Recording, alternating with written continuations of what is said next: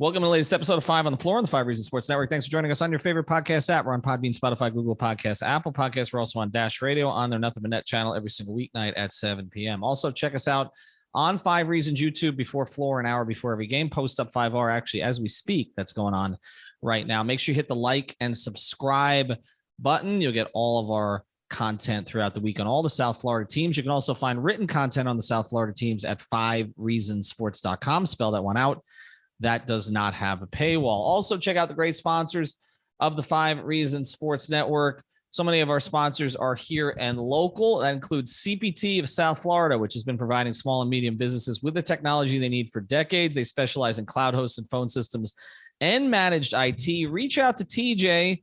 Again, you'll deal with the owner manager here, not with a salesperson. Reach out to TJ. He'll give you the promotion. He mentioned 5 Reasons, 25% off cloud phone service, including free phones and the first 2 months of service free. Again, deal with an owner, not a sales rep. TJ can be reached at 954-966-2766. That's 954-966-2766. Or just browse the site, cpt-florida.com. Again, you need a cloud phone system so you can work from anywhere on any device. So again, it's CPT of South Florida. You can find them at cpt-florida.com. And now, tonight's episode. Yeah. 5 on the floor, ride for my dogs. Where here's the thing, you can check the score. Hustle hard, couple scars, wearing bubble frogs. Just like Butler said, you in trouble, y'all. Kept the floor playing, got it all banned. Y'all seen the block, stop with one hand. And Pat we trust, it's power, have the guts. We're here to bring the heat, y'all can hang it up. Welcome to 5 on the Floor, a daily insider show on the Miami Heat and the NBA, featuring Ethan Skolnick, Greg Sylvander, and Alex Toledo, plus others from the 5 Reasons Sports Network. All right, Ethan Skolnick back on 5 on the Floor. Here's tonight's floor plan. I got Greg Sylvander. You can find him at Greg Sylvander on Twitter. You can also find Brady Hawk at Brady Hawk 305 on Twitter. The Miami Heat lose at the buzzer tonight. Weird game that followed a lot of the script that we thought it might follow, where Atlanta sort of came out stronger. That was something that was anticipated in game 3. Miami took control of this game with kind of a masterclass third quarter from PJ Tucker and Bam Adebayo defensively. They got scoring from Butler in the first. They got scoring from Hero in the second. And they got Max Strus having his best game of the series. But they also got a Kyle Lowry injury that we don't believe is serious. We'll talk more about that later, but that kept him out of the fourth quarter. And they got back to the same problems that they've had over and over that we've discussed during the season. We said was going to cost them a game at some point. Let's hope for their sake it's only one, which is that down the stretch, particularly without Kyle Lowry, they don't know where to go with the damn ball, okay? And this happened at the end of the game again, and it turned into Jimmy Butler taking 2 contested fall-away shots at the end, a consistent problem throughout this season. Wasn't just him, though. Tyler Hero, wasn't great in the fourth quarter. Gabe Vincent was kind of unplayable tonight, which was a bit of a concern, which was one of the reasons they didn't go with a point guard late, other than putting Gabe in on defense. But Brady, I'll start with you tonight because we've discussed the sort of the late game issues and whether it was going to get them. What happened? Well, I think for one, it was a lot of the things that we've talked about. And I think a lot of that was patched up because they spaced out a lot more in their lineups before when they had Kyle Lowry. They didn't have PJ Tucker closing a lot of these games offensively. And when you don't have Kyle Lowry out there, you put the ball in the hands of Jimmy and it ends up kind of in those jumpers. I said before that final play, I was like, this is probably going to be a Jimmy jumper, but it really shouldn't be. Like, there has to be a play they can get to where they either, if they want to get the ball in the hands of Jimmy, and this is something we've talked about, get the ball in the hands of Jimmy because you have 4 seconds. So you don't have 1.4. You have 4.4 seconds. Get the ball in the hands of Jimmy. Try to make a play with him as a driver. If they want to double, then you kind of have a Bam or somebody to slip and try to just get somebody in the middle of the floor to try to hit a shot when you're only down 1. But my biggest problem wasn't the final shot because honestly, I saw that coming in a lot of ways. My bigger problem was the play before that, not the Trae Young floater, the one before the Trae Young floater where they forced a miss. Now they have the ball. They kind of have control of the end of the game. It looks like everything's looking good.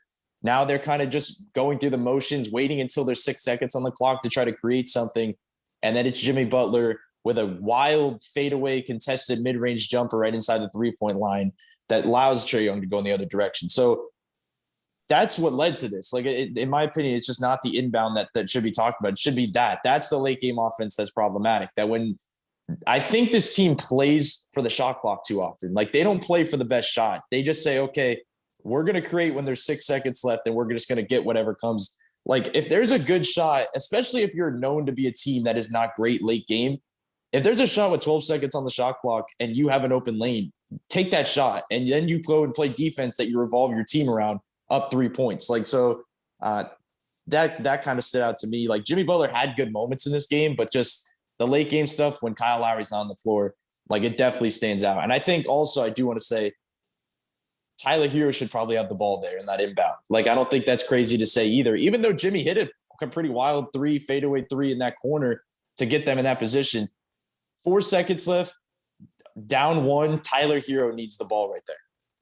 I couldn't agree more. I think that there's a couple things. I'm glad that you fast tracked right to the end of the game, because if you look at overall throughout the game, the Heat got up 13 more field goal attempts. They shot 45 threes. They need to chill. They out rebounded Atlanta by 9.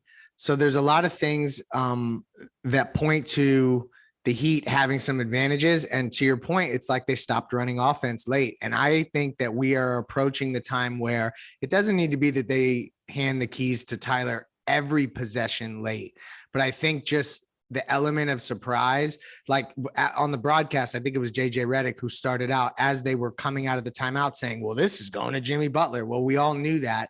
Well, how about Jimmy Butler doesn't take that same fadeaway shot, kind of falling out of bounds? It just wasn't a good shot. And I just feel like that there's probably an out of timeout set that you could run to get anyone a clearer look than that was. And I just feel like, time and time again, we see this, and I don't know if it's more Spo just saying, give it to Jimmy and get out of the way, or if it's Jimmy kind of doing that on his own as the play develops.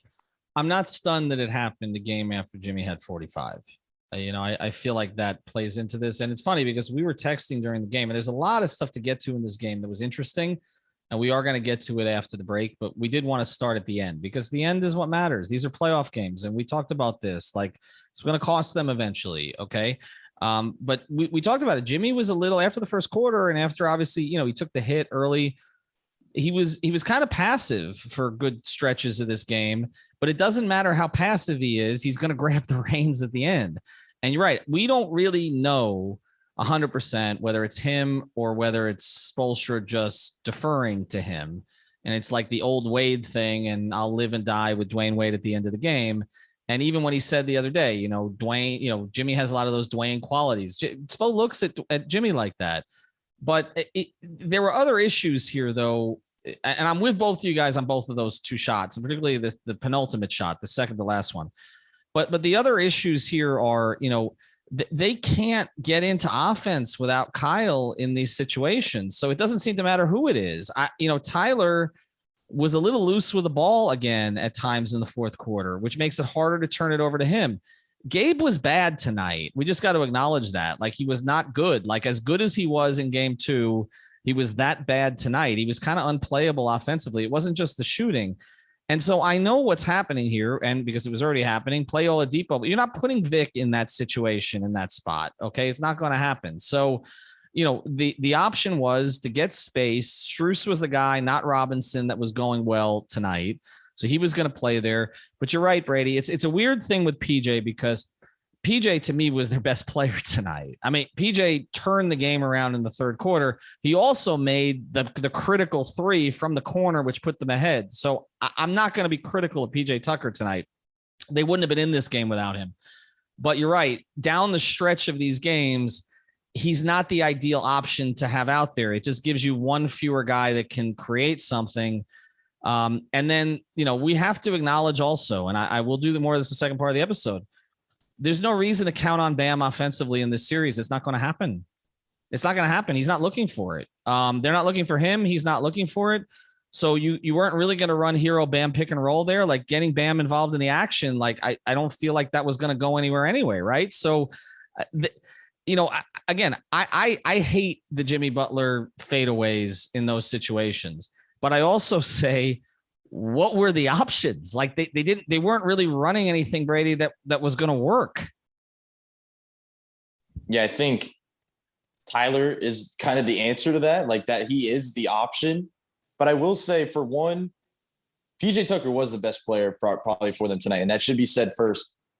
But when there's 4 seconds left, I don't really see the reason to put him in there. Like, I understand before that because he had it going. He had some crucial offensive rebounds. You could do some other stuff with him.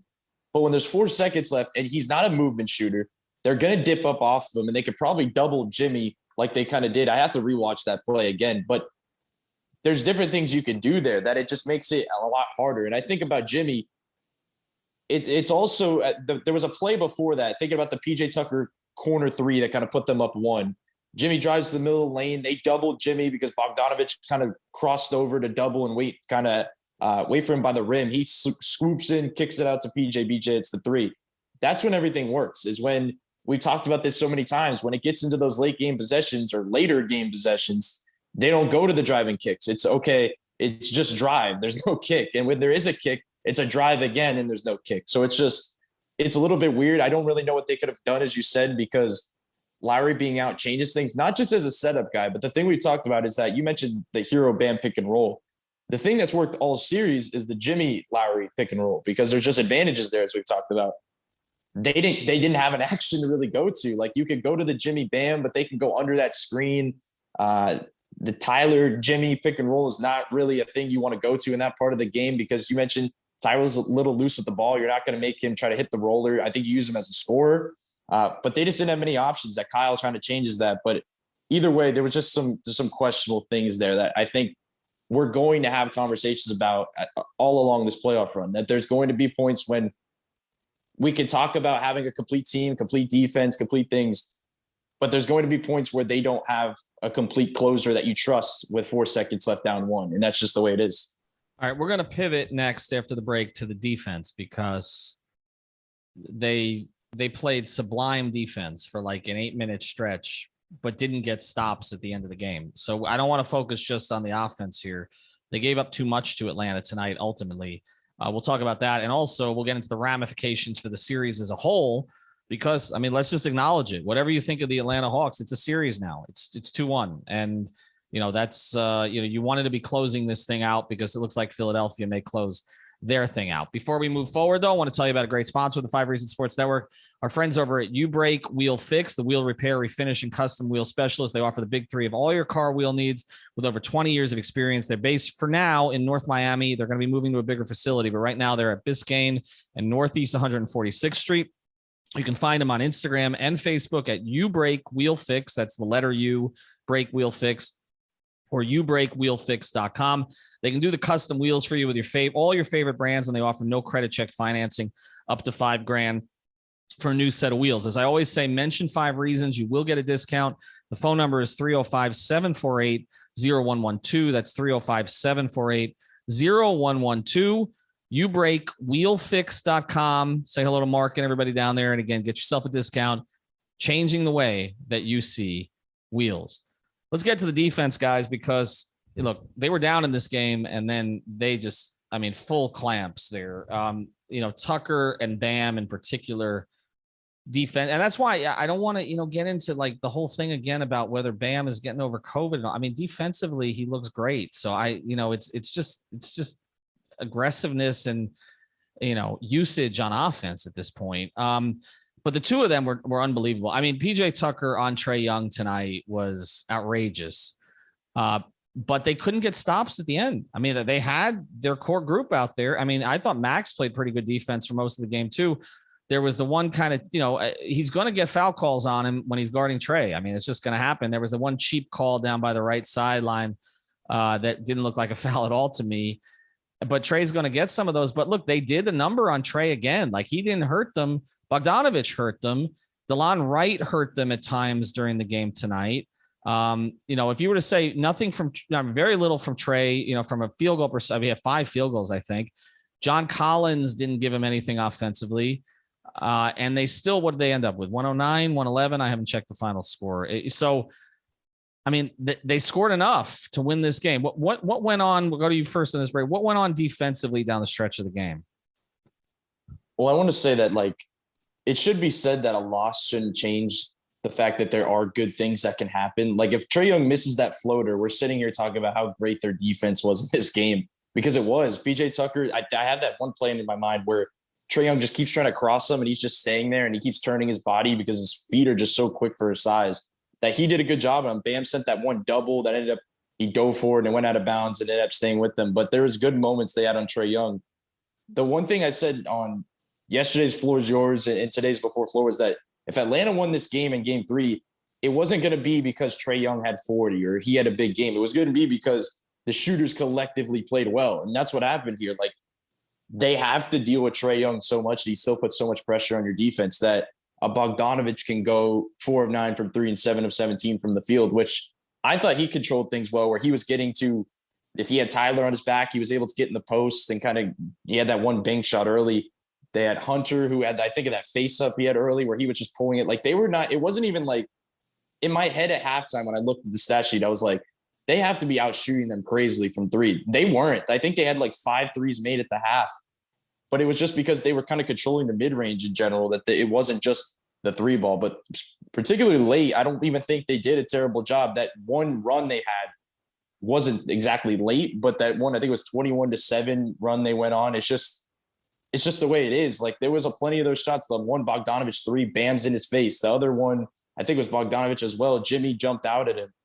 They're just tough shots that guys are hitting. If you're not able to match it, they're a second-rate offense in the league this season for a reason. Like just because they struggled in the first 2 games doesn't really mean much. But I think they did a good job on Trae Young. I think they need to clean some stuff up on rotations and just closeouts in general, because there were some moments there. I think of the one where Tyler and Bam flew out to the same guy on the left wing and ended up in a corner 3. Like that type of stuff just can't happen, specifically if you're this good of a defense. I mean, nobody's really getting hunted. I mean, they're not. I mean, they're protecting guys for the most part. There doesn't. I mean, again, Strus is held up. I mean, defensive rating is a flawed stat, but he came into the game with the best defensive rating on the team through 2 games, and I thought he was fine tonight. I thought Duncan struggled defensively at times, and we didn't see a lot of Duncan in the second half, and they went to Martin for a little bit. But Greg, I think that's the one positive takeaway tonight is that they showed again that they can, when they lock in defensively, you're not scoring against them. And I believe if Kyle finishes this game, they win this game. But I don't want to look past what actually happened in reality. But defensively, Greg, they were fine. Yeah, and it was really spearheaded by that stretch in the third quarter, because if you look at the percentages, the way that Atlanta finished the game, they had been below 30% 3-point shooting in the first 2. I think the first game may have been like 27% from 3. And they got up around 37-38 tonight, which would basically lead the league. So they got that right. And then they shot over 50% as well. So while they had that stretch where the Heat created separation in the third quarter, I think that then you saw Trae, get a few easy buckets, not easy buckets, but that floater, et cetera, where he's now 6 of 14 for the game. It doesn't look as bad as some of the other shooting nights that he's had. So it's just funny how these lightning in a bottle, quick stretches, that 21-7 run that Brady alluded to earlier kind of made the defense not look as good as it did for spurts in the third quarter. And I think, like Ethan, you touched on this, like that the Heat likely wouldn't have squandered that lead had Kyle been on the floor. And I couldn't agree more. Like that's the kind of thing where Kyle getting to settle them down and getting them into offense is something that they just didn't have. And I think that as we look forward to Sunday in game 4 and going forward, Kyle's availability in the short term is going to be something that we're really going to need to watch, because if he's not available, it changes the math on this series in terms of what Miami's going to do offensively, because of just like when the avalanche of threes come or the runs happen, how do you get the team settled? Who does that? Who is the quarterback, et cetera? And that's why I said before the game, don't play with your food, because you don't want to end up in a situation here where you got to play more games than you need to. And now all of a sudden you've got an adjustment that you got to make that potentially that's a critical adjustment. You're playing in less than 48 hours now. And, this is, instead of a situation where you're up 3-0 and you basically could have told Kyle, take it off, regardless, and we'll deal with it. Now you need a different plan. We're going to talk about what that plan might be if Kyle's out, and we don't have information that he's out. He was back on the bench. Our information is that the injury is not serious, but you don't know. He's in his mid-30s. You don't know what swells overnight. We believe it's an ankle. They describe it as a leg injury, but we'll wait. I just want to cut you off and say that Spo said after the game that all we know right now is that it's a hamstring. I do not know the severity of it. We will find out more tomorrow. So wow, it's a hammy. Okay, well that's a different situation, and we've seen that's much more delicate, Ethan. Like a re-injury on a hamstring can happen so quickly, so they're going to be careful here. All right, so let's discuss it. What are they going to do next? All right, before we do, we want to tell you about another great sponsor, the 5 Reasons Sports Network. Brady's appearances here on 5 on the Floor, sponsored by our friend Eric Rubenstein. You can find him on Instagram at Ask About Me, I Got You. That's Ask About Me, I Got You. He's a personal injury attorney. He's from down here in South Florida, went to St. Thomas University. If you've got a slip and fall, if you got a car accident, medical malpractice, he can handle all that stuff for you. He's got, again, more on his IG page, which explains the kind of work that he does. Eric, also a huge Miami sports fan. And like I said, just check out the IG page because it's entertaining. But he works really, really hard for his clients. He grew up in a personal injury law family. The law office, again, of Eric Matthew Rubenstein specializes in personal injury law, car accidents, slip and falls, medical malpractice, and more. You can reach out to him at 954-829-ERIC. That's 954-829-ERIC, E-R-I-C, not spelled like the Spolster way, but E-R-I-C. Or again, at Ask About Me, I Got You on Instagram. I love it because Eric's told me what his position was. He quantifies himself as a stretch 4. Which he's built a little bit like PJ Tucker. So I'll get into that with Eric the next time that I see him. All right. So what next? I mean, it's a series. I don't know that it's a particularly stressful situation because you still got a 1-game lead. You still got games 5 and 7 coming back home, but you do have Philadelphia on the other side of the bracket at 3-0 in their series against Toronto. They're dealing with their own injury now in Embiid, which looks like a pain management issue, but you never know how that's going to work. But let's look at it this way, Brady. Let's say Lowry can't go on Sunday. The default move has been to play Gabe Vincent as a starter. I would anticipate that would stay the same. Does that mean we're going to see Victor Oladipo? I think it does. And I haven't been one of the people that's kind of been on that wave of saying that would be next up, specifically because I thought Caleb Martin would be playing in this rotation fully healthy before the series. But I think a lot of the things we saw in this game without Kyle Lowry is that they need an extra creative. And Victor Oladipo can provide that. I think the other day at practice, Eric Spoelstra just said there's going to be positions where Oladipo and Morris can be used. And I think that's true. And I think this is that instance. I don't think Oladipo's shown that he can drop 40, that it is not a problem with him as a player. We've talked about it, that it's more of a fit thing. They have enough creators. The role players fit in well with the guys they have around them. But when you're without Kyle Lowry, that changes the equation a lot. That I think Gabe kind of plugs in there. I think they probably roll Tyler Depot. Maybe if they want to go a little bit more defense, maybe they go Caleb over Duncan, as we saw a little bit tonight for a quick stretch. And they end up bringing Duncan back in anyway. But I think that would be interesting because I know it's early, but I can't see Lowry playing Sunday, if I could be completely honest, in my opinion, just because that's the way hamstrings are. Like, it's just hard. I know he's going to push the play, but with a hamstring, just hop right back into a game 4.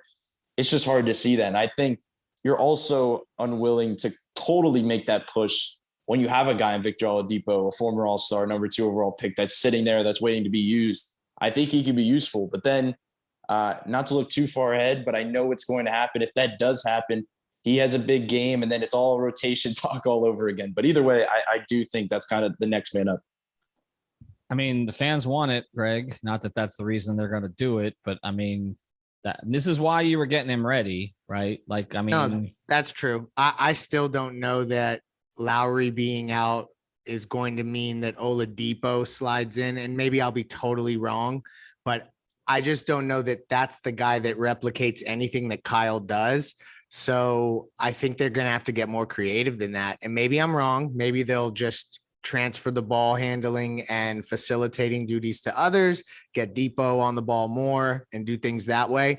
But I think that this is something where you kind of got to band-aid it for now. And it's going to mean more Jimmy and Tyler handling. And maybe that'll be a good thing for Tyler because he looked better tonight, sharper tonight in certain respects. And I agree with Brady. Like, this is the thing. The early indications, the text message I got was, that they don't think it's serious. But that's the thing with these hamstrings. It's like, you don't know how you wake up tomorrow, and you don't know how it responds the minute you start running full speed or something like that. So, like, while not being serious now, it doesn't mean that I think he'll be necessarily ready to go Sunday, and they're going to be cautious because of the risk of re-injury is kind of how I'm absorbing that, with no intel further than what we got during the broadcast. Well, the one positive here is they had a significant winning record with Gabe Vincent as a starter this year. So they have played this way. They've played without Kyle. The problems without Kyle have not been starts to games. They've been the closes of games. That's really the issue. Like, Gabe starting is fine. They'll be fine with Gabe as a starter. The problem is how you get through the final 4 to 5 minutes, because if you're not going to have Gabe playing those minutes, that means, again, we're going to have this same conversation if the game is close about Jimmy or Tyler at the end and who has the ball and who doesn't. And it still feels to me, in a lot of ways, as much as there's been improvement and as much as we've talked about, the Jimmy Tyler pick and roll and all the rest of this stuff, that they're taking turns in those situations. It's not fluid. It's one or the other. And I think for Heat fans liking, it's maybe too much Jimmy, but they've got to figure, if they're going to win a championship this year, for all the other stuff we've talked about, this has been issue number one. They have to figure out a way to close these games, and they have not been able to do it without Kyle Lowry this year. Even if Kyle's not handling, it's just his presence on the floor as a release valve, as someone to settle them. When he's not there, it's just like everybody's running free, or they're standing alone free. Okay, is what they're doing. And there's no rhythm to it. There's no functionality to it. And we saw that again tonight. So it's the close of the game I'm concerned about. It's not the start. I do think we're going to see Vic. I think we're going to see Vic if Kyle doesn't start, for small parts of the game, probably when Jimmy's not in. It's not because they don't like each other. It's just because of duplication. I think you'll see Vic in there maybe with Tyler to create some actions and take some of the burden off of Tyler. I don't think you'll see Vic at the end of the game. At the end of the game, they're going to have to solve this. Jimmy and Tyler, they have to solve it. I've given up on Bam being a part of this at the end. It's just until I see it consistently. It's just not this series. It's not happening. It's just not happening. And I know we wanted it to happen, but it's just not happening. All right. Thanks to our sponsors, YouBreakWheelFix.com, CPT-Florida.com. Our friend Eric Rubenstein, find him at Ask About Me. I got you. We'll do some kind of an episode on Saturday leading into Sunday. Also, we do have a watch party. We're not canceling it. I know this is going to upset people. It's a quarter deck in Davie on Sunday night. We'll be out there starting at about 6:30. So, I mean, it's not our fault. Blame me. All of our listeners, Yes. I know you saw me on Twitter being very sarcastic tonight. Blame me. Don't blame Ethan. No jinx, BS. Come to me. It's okay. I can take it. There you go. All right. We got the guts. All right. Have a good night, everybody. Thank you for listening to the Five on the Floor on the Five Regional Sports Network.